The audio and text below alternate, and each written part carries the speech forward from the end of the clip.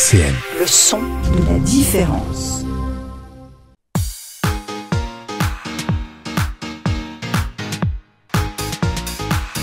Complètement à l'Est sur RCN. Bonjour Elfenoul, on se retrouve comme tous les vendredis pour notre émission Complètement à l'Est. Et aujourd'hui, nos invités vont nous parler d'entrepreneuriat. Et on a beaucoup d'invités aujourd'hui, on va les présenter.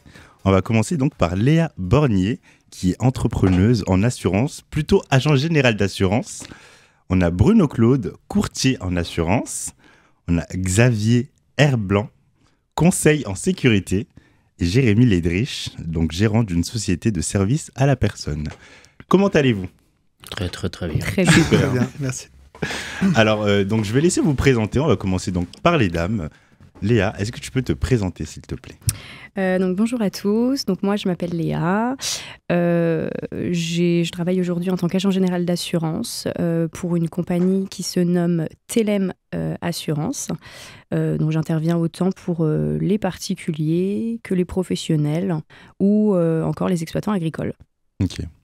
Jérémy, est-ce que tu peux te présenter, s'il te plaît ? Alors moi c'est Jérémy, voilà, j'ai une société de services à la personne sur Saint-Max, une franchise O2 où on délivre des services donc de ménage, de repassage, de garde d'enfants et on ouvre une nouvelle activité au 1er mars qui est le nettoyage professionnel.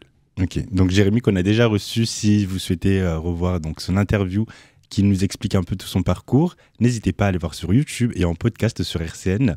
Xavier Herblanc, est-ce que tu peux te présenter s'il te plaît ?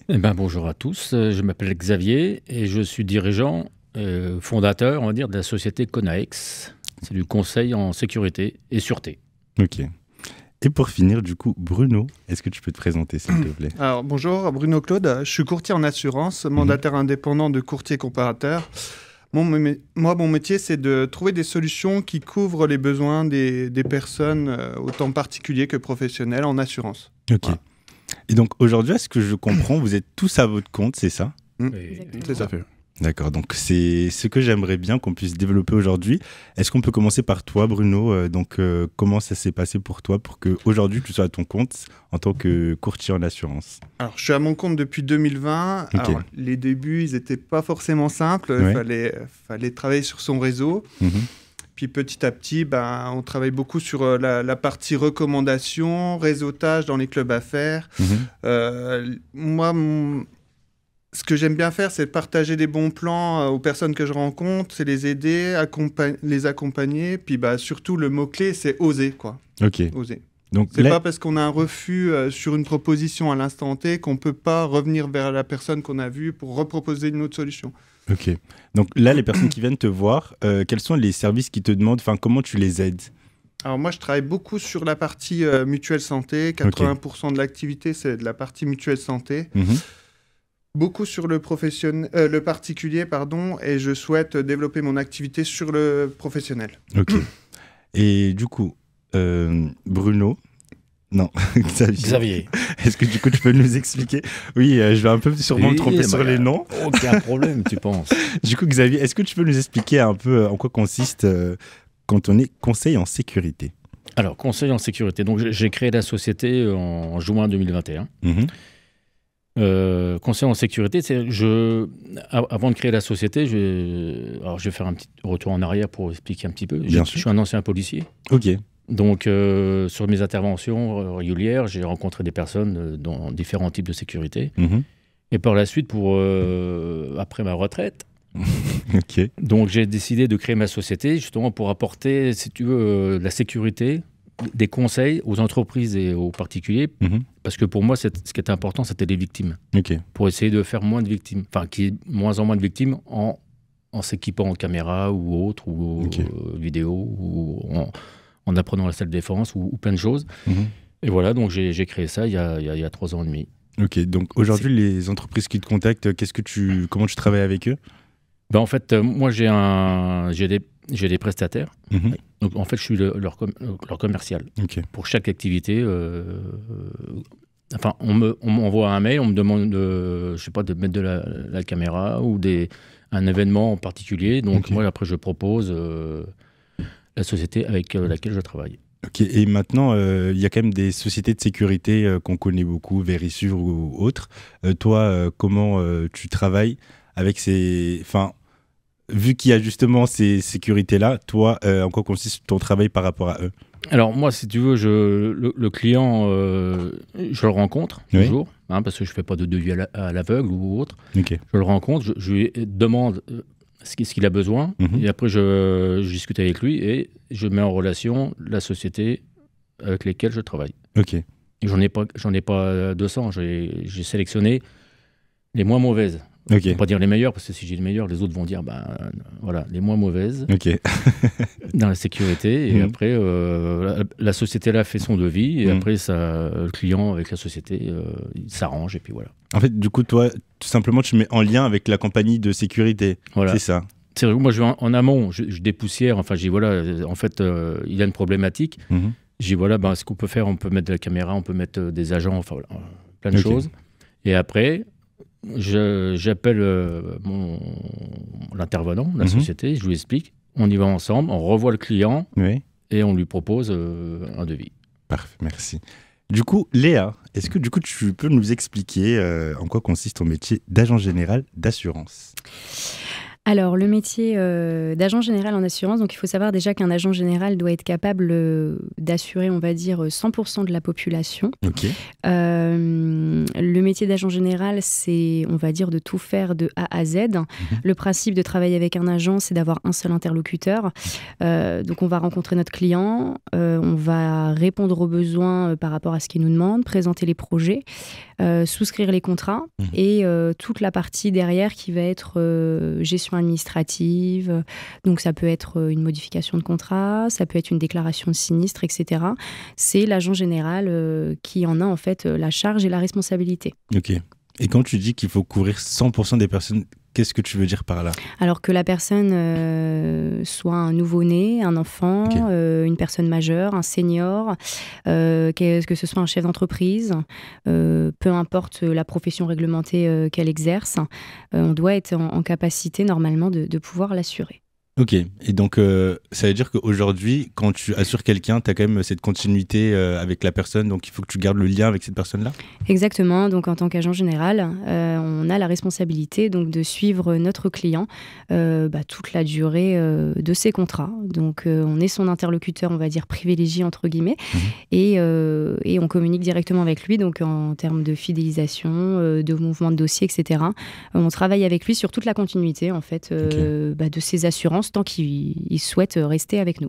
Ok, donc toi, vu que tu es quand même l'agent privilégié d'une certaine personne, comment aujourd'hui tu fais si tu as peut-être trop de clientèle ou tu dois justement te restreindre à une certaine clientèle?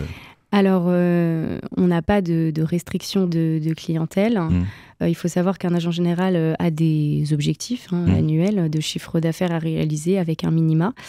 Donc effectivement, le portefeuille, on va dire, grossit d'année en année, logiquement, quand on travaille correctement. Donc aujourd'hui, je gère les clients de 2022, de 2023, de 2024 et les nouveaux sur 2025. Donc bien sûr, c'est une charge de travail qui reste importante. C'est pour ça qu'après, sur la durée, l'agent général est forcément accompagné d'une collaboratrice pour l'aider sur la partie administrative et une fois que c'est acquis, sur la partie commerciale. Ok. Donc, est-ce qu'aujourd'hui, toi, vu que tu es à ton compte, tu emploies des gens? Tu as des employés? Alors, moi, je n'ai pas encore de collaboratrice.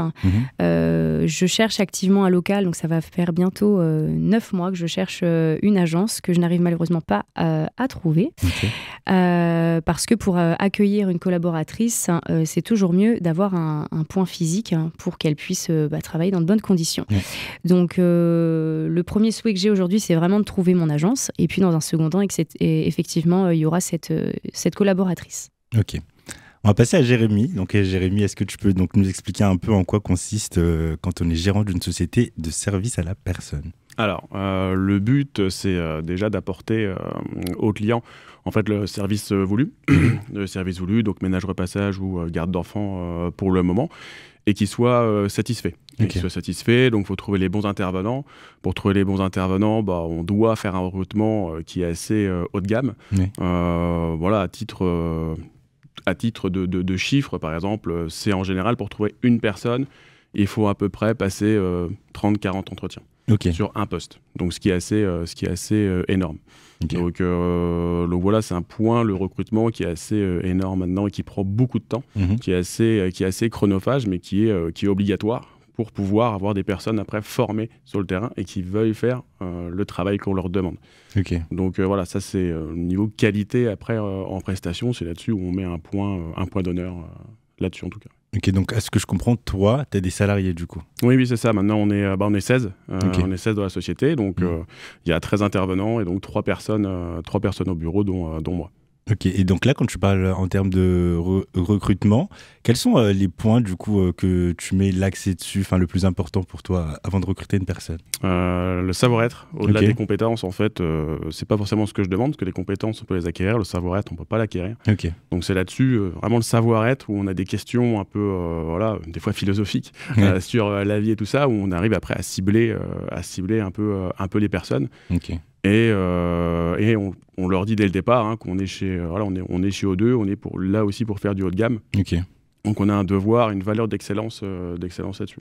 Ok, donc tu fais vraiment gaffe à l'image de marque, en tout cas, parce que c'est des personnes qui vont chez d'autres personnes, chez tes clients. C'est ça, directement chez à domicile. Les particuliers. Ils vont chez les particuliers à domicile, et puis on va dans l'intimité des gens. Des fois, ils nous laissent des clés, des fois pas de clés, des fois, il peut avoir un manque de confiance au début, la confiance, après, elle s'acquiert, mais ça se mérite. Ça se mérite, et on a 80% après de nos clients qui nous donnent les clés. Après, on a une gestion des clés pour pas avoir de nom sur les clés, etc. Mais tout se passe bien, et puis on est heureux. Parfait. Pour l'instant, on va passer au morceau du jour et je vais demander du coup à Bruno, quel est le morceau que tu veux nous faire écouter aujourd'hui, s'il te plaît? Je suis fou.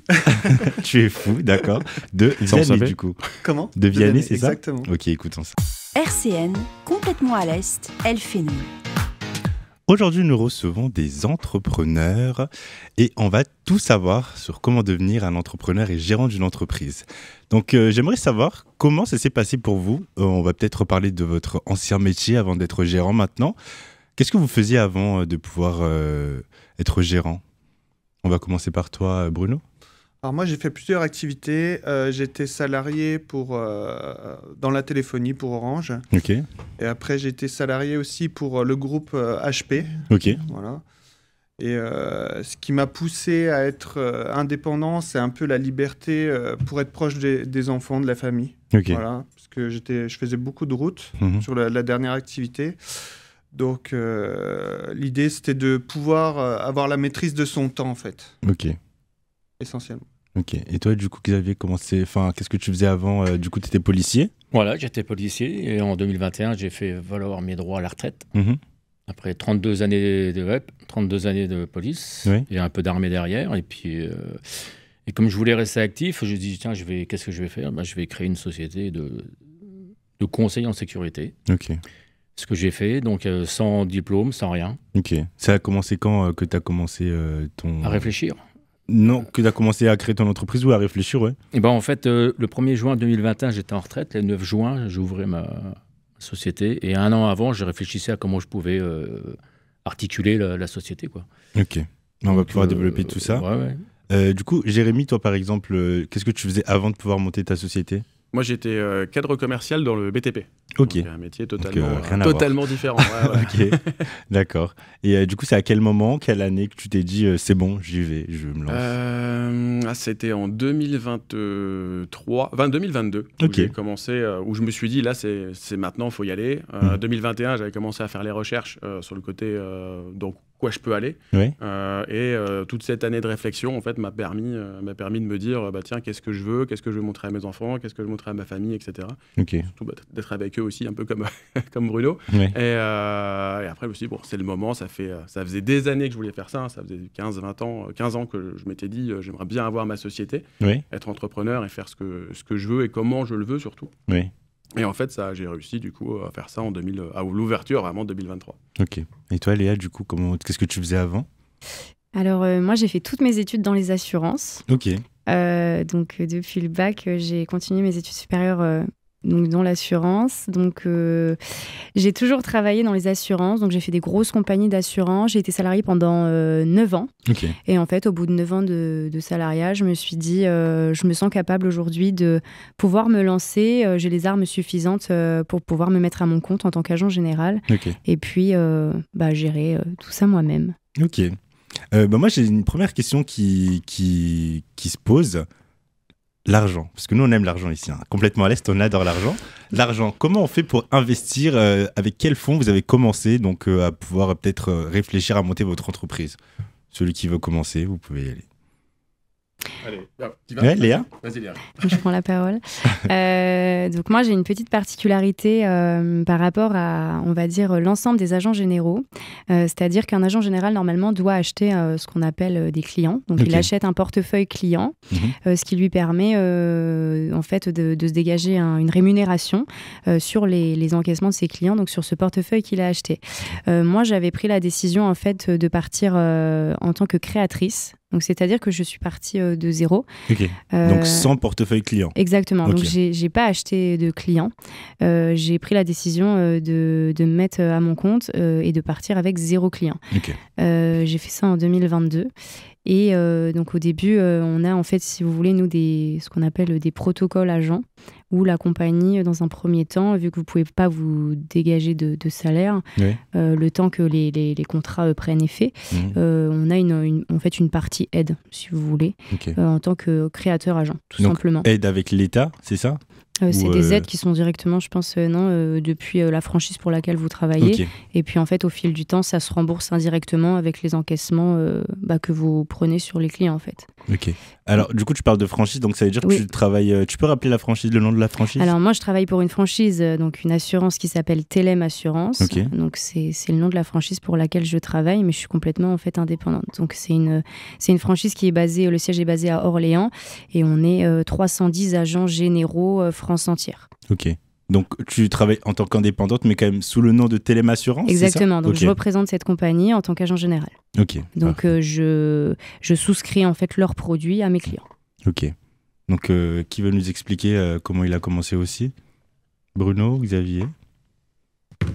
Bah moi, c'est un petit peu pareil que Léa, en fait. Ouais. J'ai pas acquis de portefeuille. Ça s'est fait au fur et à mesure. Au fur et à mesure des rencontres et puis après ça s'est développé par rapport à la confiance des adhérents qui ont fait un peu l'effet boule de neige avec de la recommandation. Voilà. Ok, donc est-ce que du coup tu es quand même présent sur les after-work par exemple où tu vas te montrer pour avoir plus de clients? Oui, exactement, after-work ou matinal dans les clubs affaires. Voilà. Ok. Et donc, ton entreprise, aujourd'hui, ça a bien commencé par quelque part. Est-ce que tu as des locaux ou Alors, j'ai pas de locaux. C'est comme Léa. Mon domicile, c'est chez le client, chez l'adhérent. Ok, donc vous bougez. Voilà, c'est ça. Et du coup, oui, alors moi, mon périmètre d'action, c'est beaucoup le 54. Ok. 54, j'ai un petit peu d'adhérents sur le 88, puis d'autres départements, voilà. Mais essentiellement, c'est le 54, quoi. Ok. C'est vrai que je ne t'ai pas demandé, tu t'agis que sur le Grand Est ou un peu ailleurs aussi? Alors, en tant qu'agent généraux, on a des zones, ce qu'on appelle des ZPP, donc des zones de prospection pure. On a des zones à respecter. Donc moi, j'ai toute la partie au niveau des communes, Saint-Nicolas, Dombasle, Varangéville, tout ce secteur-là. Il y a une autre agence, Telem Assurance, qui est basée sur le secteur d'Essey-les-Nancy. Donc par exemple, moi, c'est une zone où je n'ai pas le droit de prospecter. Comme eux, inversement, n'ont pas le droit d'aller prospecter sur la mienne. Donc on a des zones de base qui sont déterminées. Après, si c'est de la recommandation, donc une recommandation par un client, on a tout à fait le droit d'y aller. Ok. Voilà. Donc Xavier, est-ce que tu peux nous expliquer toi aussi comment ça a commencé? Surtout que tu as bien précisé que tu as commencé sans diplôme. Sans diplôme, bac -2. Ok, donc comment ça s'est passé pour toi? Eh ben, en fait, j'ai décidé de créer ma société parce que j'avais envie de... Parce qu'en fait, moi, je fais en fonction de mes envies. Donc, j'avais envie de créer ça. J'ai créé sans... J'ai pas cherché à savoir s'il y avait une demande, s'il y avait quoi que ce soit. J'ai dit, banco, j'y vais. Donc, j'ai créé ma société. Donc, le parcours, comme beaucoup, c'est comptable, banque. Ils s'envoient la balle à chaque fois pour les papiers. Enfin, bref. Ok. Tu payes un comptable, tu mets des sous dans ta société. Et puis, et puis après, j'ai pris ma voiture et j'ai exploré le Grand Est. Ok, donc tu es parti faire de la prospection. Prospection pure. Ok. Grand Est, mais après j'ai réduit parce que vu les frais kilométriques, essence, j'ai réduit et je fais Nancy et autour, beaucoup le Toulois. Ok. Et puis voilà, mais en même temps, si tu veux partir dans le même schéma que moi, il faut avoir une grosse trésorerie. Ok, ouais. Et moi, ma trésorerie, c'est ma retraite. Ok. Donc j'avais une certaine tranquillité, j'avais pas besoin de rentrer d'argent immédiate. Ok. Et puis voilà, puis je suis pareil comme Bruno ou comme Léa et Jérémy, on est tous dans des réseaux d'affaires. Il faut faire du réseau. Le réseautage, c'est primordial pour être connu. Bah, moi, je posais cette question parce qu'en fait, quand on commence une entreprise comme ça, est-ce qu'il faut forcément donc souscrire à un crédit ou est-ce que vous avez déjà de l'argent de côté? Comment on fait? Parce que s'il y a une personne qui nous écoute aujourd'hui et qu'elle se dit bon, moi c'est vrai que j'ai ce projet-là depuis longtemps, j'ai envie de me lancer, mais j'ai pas forcément les moyens. Comment on fait? Je vais te laisser continuer, Jérémy. Alors ça dépend du projet qu'on a. Après, si on veut se lancer en franchise, je sais que le franchiseur peut être un peu conciliant. Il faut pas avoir peur en fait d'aller soit balancer de l'argent, parce que c'est vraiment envoyer de l'argent comme on n'a pas forcément l'habitude de le faire. Et c'est là où ça peut être compliqué, on peut avoir des blocages. Et après, forcément, oui, il peut y avoir un crédit derrière, parce que si on veut peut-être acheter un local ou si on rachète un fonds de commerce, il faut avoir la possibilité de faire un crédit. C'est pas un crédit en plus sur le côté perso, ça va être un crédit sur la société. Parce qu'il y en a beaucoup de personnes qui veulent pas s'investir parce que elles ont peur que ça fasse un crédit perso et que ça engage la famille. Alors, c'est un crédit pro qui engage un peu la famille derrière, parce que forcément la banque demande des cautions derrière, mais il ne faut pas avoir peur de ça, parce que si on a un projet qui est fiable et qui est bon et recevable, ça doit tourner, parce que les banques regardent beaucoup ça aussi. Ok, de toute façon, le projet, je pense que c'est à nous de le tenir et de le rendre fiable et de le rendre beaucoup plus sûr, quoi. Et c'est vrai que vous avez relevé le sujet de plus être en salariat pour vous rapprocher de vos familles. Mais quand on commence l'entrepreneuriat, je pense qu'il faut donner beaucoup de temps à son entreprise. Est-ce que ça a été facile dès le début de pouvoir un peu plus avoir de laisse, ou vous avez quand même été beaucoup préoccupé et beaucoup été sur votre entreprise? Alors, je pense qu'il faut... Je me permets. Oui, je pense qu'il faut... Au début, il faut avertir la famille. C'est une relation, il faut dire, là, je vais avoir un temps où je ne serai pas là. Je serai pas là, même si je suis là, je serai pas là parce que mon esprit sera dans la boîte. Mais par contre, il faut réussir à se trouver des temps de repos en fait, avec les enfants, avec sa femme, etc. Pour pouvoir en fait évacuer aussi ce qu'on a dans le cerveau, qui peut des fois, un peu nous faire un nuage autour de la tête. Et je pense qu'il faut avoir ce temps-là avec la famille de discussion pour que le projet soit accepté aussi par la famille et qu'ils comprennent que peut-être les 6 premiers mois, la première année, ça peut être très compliqué. Et toi, par exemple, ça a duré combien de temps avant de pouvoir avoir un peu plus de laisse et pouvoir profiter un peu plus avec ta famille? Moi, je dirais 1 an. 1 an? 1 an, une année, un peu moins d'1 an peut-être. Le temps qu'on soit un peu plus staffé aussi côté bureau. Et, ça me permet de trouver le temps d'aller chercher mes enfants le soir à l'école, les amener le matin au périscolaire. Bon, ça fait des fois quand même des grosses journées. Après, je retravaille le soir aussi. On a le télétravail maintenant qui se fait plutôt bien. Donc ça arrive que des fois, je travaille le soir quand j'ai des sujets qui me taraudent. Je préfère l'avoir tout de suite que le trimballer toute la nuit jusqu'au lendemain matin. C'est sûr. Et du coup, Léa, je te laisse continuer. Ça a pris combien de temps pour toi, pour que tu puisses un peu être plus tranquille, ou peut-être que tu es encore dedans, ou tu es beaucoup dans l'entreprise? Comment ça se passe pour toi? Alors, je reprends un petit peu, je me rapproche de ce qu'a dit Jérémy. En fait, au début, quand on se met à son compte, pour être honnête avec vous, je pense qu'il ne faut pas compter ses heures, parce que c'est un projet qui vous tient à cœur, donc... Le 9-17, ça n'existe pas trop. Des fois, on se réveille la nuit, on pense à ses dossiers. Comme dit Jérémy, si on a des dossiers à traiter, on ne peut pas les laisser de côté le soir pour le lendemain, parce que, après, ça dépend. Je pense que c'est des personnalités. Moi, j'ai mis à peu près, je dirais bien 1 an et demi, 2 ans. En fait, ce qui est le plus compliqué, c'est de trouver son rythme, de savoir où on va, de savoir s'arrêter, de savoir prendre du temps pour soi. parce que après, au-dessus, quand il n'y a plus de hiérarchie, en fait, on n'a plus trop d'indicateurs, d'horaires, et en fait, on se perd vite là-dedans. Okay. Donc, je pense que c'est important de prendre un peu de recul et ouais, de trouver en fait son fonctionnement. Après, je pense que voilà, autour de la table, on est tous différents, on a tous un fonctionnement d'activité différent. C'est ce qui est le point positif aussi dans l'entrepreneuriat, c'est qu'il y a une flexibilité au niveau de ça, mais je pense et je reste persuadée que la charge de travail est beaucoup plus importante sur un chef d'entreprise qu'un salarié. C'est sûr. Puisque quand on rentre à la maison, la journée n'est pas finie. Ok. Voilà. Et donc, qui veut continuer ? Xavier ? Pour moi, c'était plus simple, on va dire, puisque moi, j'ai pas de... Oui, c'est vrai que toi, t'es à la retraite, tu t'es plutôt tranquille. Retraite, mais j'ai plus de famille à charge, puisque mes enfants sont grands, je suis célibataire, enfin bref. Okay. Mais aussi, c'est vrai que le problème, c'est que tu rentres avec ton travail de la journée à la maison, que tu gères, mais après, il faut préparer celui du lendemain. Ah oui, ok. Tu as des rendez-vous, moi je sais que j'ai certains rendez-vous, certains lieux, je vais sur Google Maps, je regarde où se situe la maison, l'entrepôt pour voir l'environnement, parce que c'est important pour mettre des caméras ou autre chose.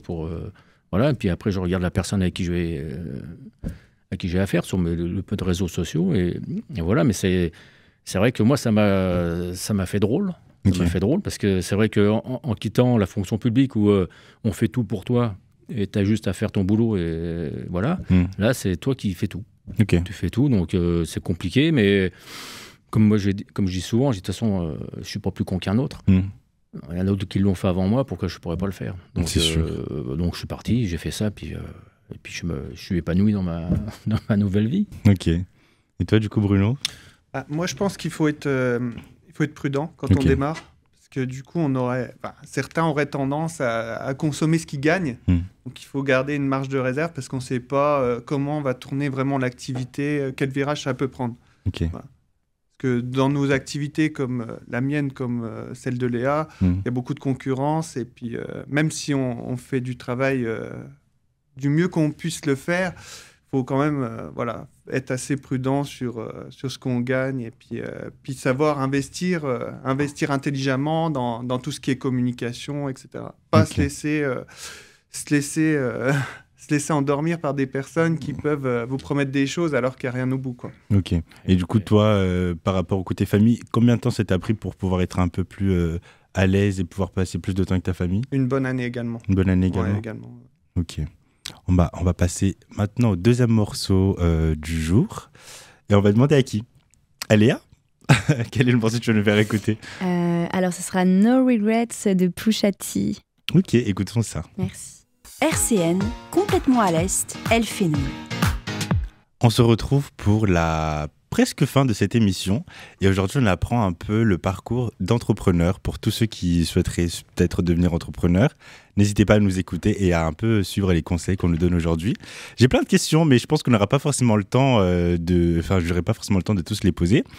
Mais ce que j'aimerais vous demander maintenant, c'est comment gérer la frustration de son entreprise ? Parce que évidemment, quand on commence l'entreprise, on a envie que ça se développe vite, que ça aille vite et tout. Et comment gérer cette frustration et se dire, bon, je dois prendre le temps et de travailler pour que ça se développe tout doucement et donc à pouvoir aller plus loin. Je te laisse commencer, Jérémy. Je fais beaucoup de sport. Tu fais beaucoup de sport, okay. Ouais, pour gérer un peu la frustration. Et c'est vrai que des fois, on a envie que ça avance plus vite, en fait. Mais à un moment, en fait, on ne peut pas aller plus vite que la musique. Okay. Et ça prend son chemin. Ça prend le chemin en fait que ça doit prendre. On peut accélérer de temps en temps, mais il faut faire attention aussi à comment on accélère, à toute l'énergie qu'on met dedans, et à pas aller trop vite non plus. Voilà. C'est là où il faut faire attention parce qu'on peut se faire manger. On peut se faire manger aussi après. Okay. Donc voilà. Mais moi, quand je suis frustré, que je suis énervé parce qu'il y a des trucs qui passent pas, parce que ça devrait aller plus vite, c'est le sport. Ok. Bah toi justement, maintenant, tu as la chance de pouvoir avoir des locaux, des salariés. Combien de temps donc ça t'a pris avant de pouvoir justement avoir des employés ou peut-être acquérir des locaux ? En fait, j'ai eu tout de suite tout de suite, j'ai investi dans les locaux Ok. en fait, pour avoir de la visibilité. Ok. Je voulais de la visibilité et je voulais surtout que ça avance vite dès le départ. Donc, j'ai eu une assistante d'agence dès le départ qui est toujours là maintenant. Ok. Ce qui a fait que ça a accéléré les choses. Parce Ok. que elle, quand elle devait gérer les plannings, gérer les intervenantes, etc. Moi, j'étais sur le terrain en train de prospecter, en train d'aller faire des clubs business à droite et à gauche. Et c'est vrai que maintenant, au bout d'1 an et demi après, j'ai une alternante qui est avec moi au bureau, une chargée de clientèle. Ok. Et ça me permet justement, ça m'a libéré encore plus de temps pour adhérer à d'autres clubs, faire des clubs, etc. Et être de plus en plus connu, entre guillemets, sur le secteur. Ok. Du coup, Bruno, est-ce que tu peux nous répondre à cette question? Alors moi, j'ai 2 activités. Ok. J'ai aussi encore une activité dans l'accompagnement numérique. Donc, ce qui fait qu'en fait, je prends une pause en passant sur cette activité-là Ok. quand j'ai des rendez-vous. En Voilà, fait, tu l'as jamais, toi. Toi, c'est soit je suis ici, soit je suis là. Ouais, en fait. exactement, Ok. c'est ça.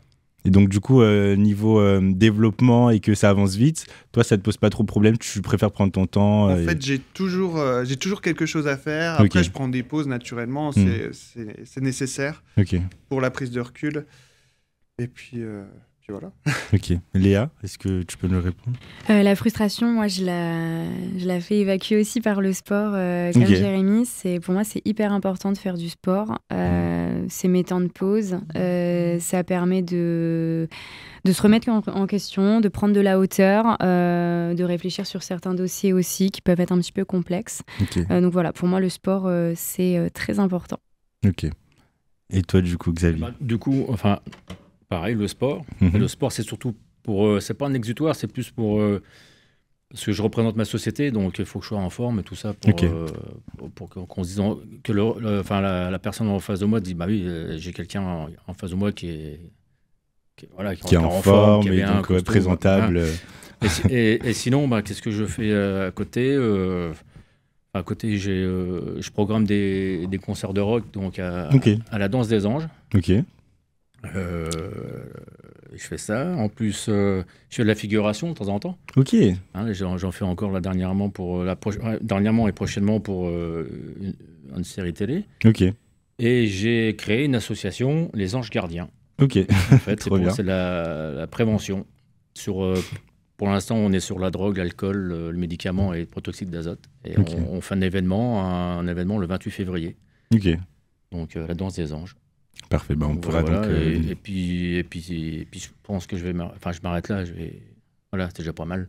C'est déjà C'est très pas bien. mal. Hein, ça me prend du temps. Et du coup, la question qui se pose aussi, c'est comment vous faites pour vous détacher un peu de votre travail? Parce que là, c'est vrai que tu m'as dit par exemple, tu rentres chez toi, tu prépares le truc du lendemain et tout. À quel moment on se pose un peu, on est tranquille quand on est entrepreneur? Quand il faut s'occuper des enfants. Ok, là encore, tu t'es pas forcément si tranquille, hein, parce que les enfants, ça prend la tête et tout. Ouais, ça prend la tête, mais ils sont là pour nous rappeler aussi d'où on vient et ce qu'on Ok. fait, et les objectifs qu'on a. En fait, on les a, enfin, pour moi en tout cas, pour les autres aussi, hein, mais voilà, c'est vraiment un objectif, me dire, des fois, on est un peu fatigué, on a un peu tout ça, et puis quand ils arrivent, on se dit, tiens, c'est pour ça que j'ai fait, pour eux que j'ai fait ça, Ok. et on remet un petit peu d'énergie derrière. Et je pense qu'il faut se prendre des fois aussi les petits week-ends à 2, sans enfants, Ok. pour justement avoir un petit peu de tranquillité et respirer. Ok. Vous autres, à part le sport, du coup, comment vous faites pour un peu lâcher prise du travail? Léa, non. En fait, moi, c'est quand je vais en clientèle. Ok. C'est du travail. Oui, mais en fait, parce que comme tu as travaillé avant, Ouais. en fait, tu y vas, tu es content. Ok. Déjà, tu es content que quelqu'un te contacte. Ouais. Tu es content, en plus, tu expliques un peu ce que tu fais, ce que tu vas faire. Puis des fois, il y a une petite relation qui se met en place, amicale, et puis voilà. Puis moi, c'est comme ça que j'arrive à souffler. Ok. Bruno? C'est un peu, je rejoins Jérémy en fait. C'est vrai que les enfants, c'est ce qui permet, ça rebooste. Ok. Ça rappelle d'où l'on vient et pourquoi on fait ça, peut-être aussi. Exactement, c'est ça. Ok. Ça donne un objectif aussi. Après, te dire on se dit allez, on va en vacances, on profite, voilà, Ok. on se donne à fond. Toi, Léa? Moi, j'essaie de prendre des temps de pause les midis. Alors, pas tous les midis de la semaine, mais j'essaie vraiment de m'accorder une pause entre midi et 2. Sinon, moi, au début, je travaillais les samedis matins. Donc, je travaillais du lundi au samedi midi. J'ai arrêté de travailler les samedis, du coup. Donc, moi, mon jour de repos, c'est le samedi. Et puis, le dimanche après-midi. Souvent, le dimanche matin, je fais un petit peu de comptabilité et de gestion administrative. Ok. Et bientôt, on est bientôt à la fin, mais du coup... Maintenant, quand vous travaillez et que vous prenez votre temps et tout, comment on fait pour se faire connaître et pour que son entreprise, elle se développe de plus en plus pour pouvoir avoir plus de clients et pour être un peu partout, la notoriété et tout, comment vous faites? Celui qui va commencer peut y aller. C'est beaucoup les réseaux d'affaires. Ok. Quand tu n'es pas connu de personne, comme moi, j'arrive d'un milieu particulier.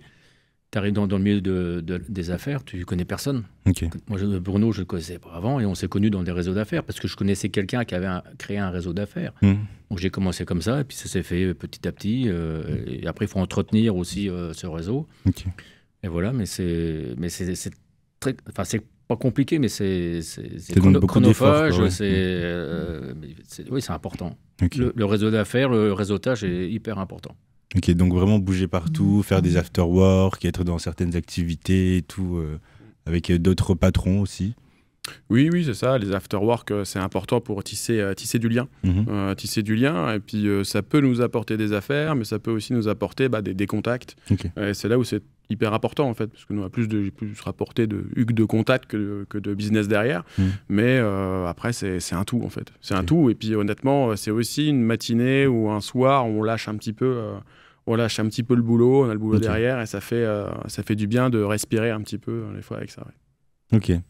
Est-ce que vous avez quelque chose à rajouter, Léa?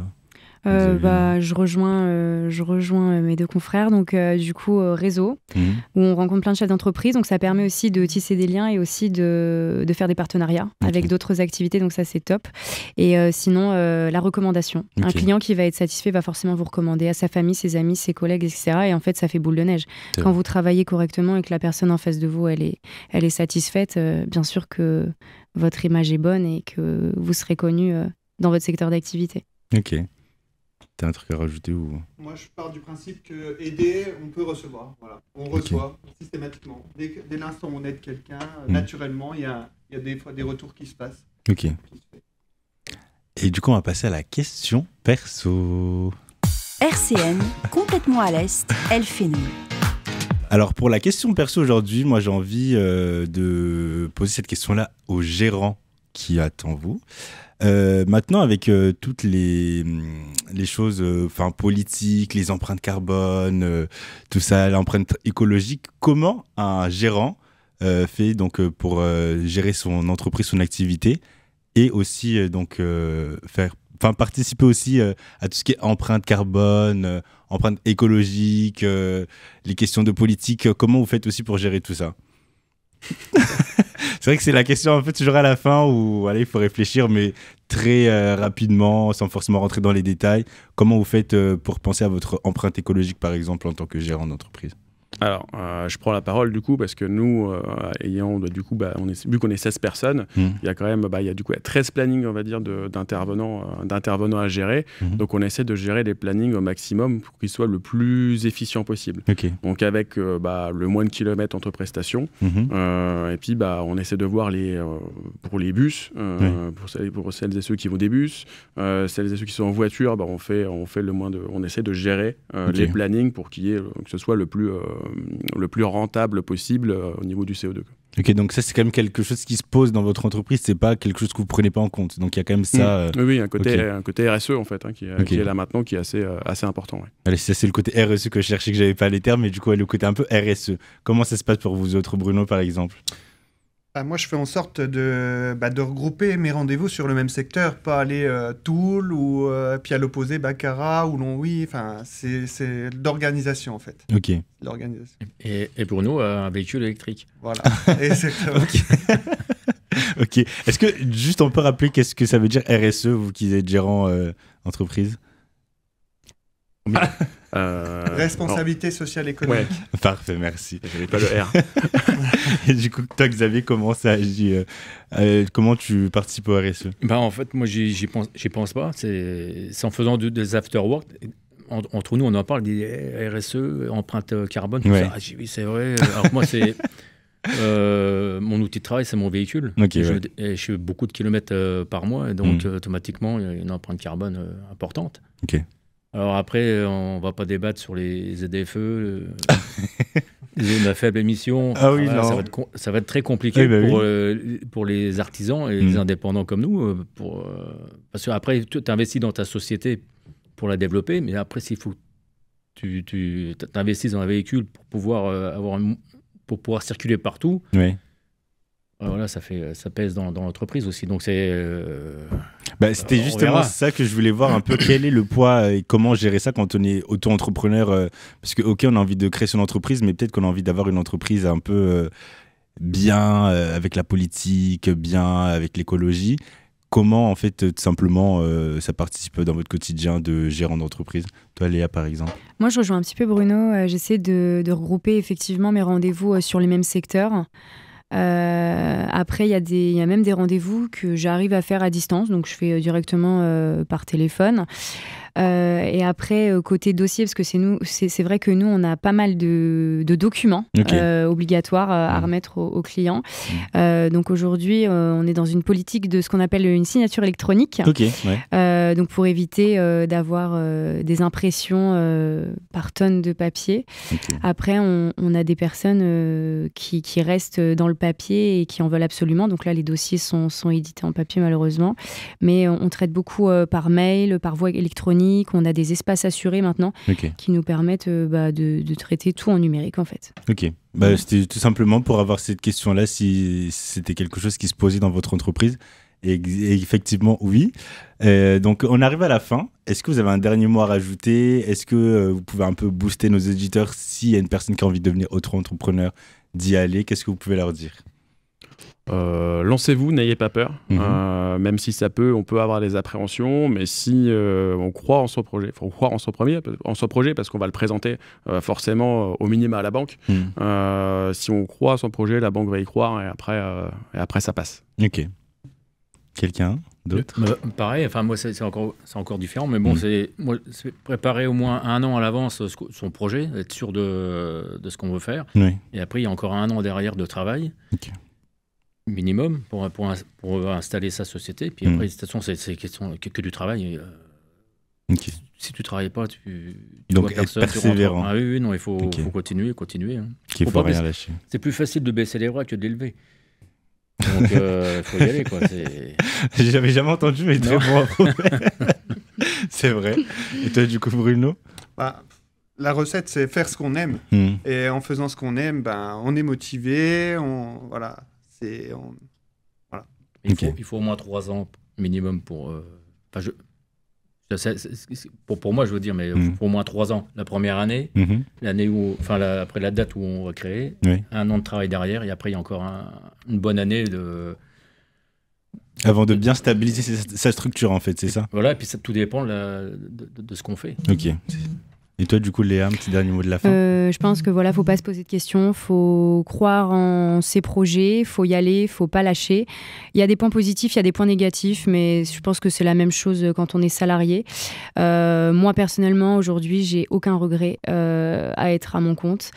C'est pas les mêmes inconvénients qu'un salarié, c'en est d'autres, mais dans tous les cas, il y en aura toujours. Il y a énormément de points positifs aussi à être indépendant, donc moi, je souhaite qu'aux gens qui veulent se lancer, d'y aller. Voilà. En tout cas, je vous remercie d'avoir été présent avec nous aujourd'hui. Et donc, comme l'a dit Xavier, c'est plus facile de lever les bras que de... Non, c'est plus facile de baisser les bras que de les lever. Parfait, voilà. Donc, c'est plus facile de baisser les bras que de les lever. Donc, n'hésitez pas à lever vos bras et de persévérer dans la vie. Voilà. Je vous remercie de nous avoir écoutés et puis on se retrouve la semaine prochaine pour Complètement à l'Est. Au revoir. RCN, www.rcn-radio.org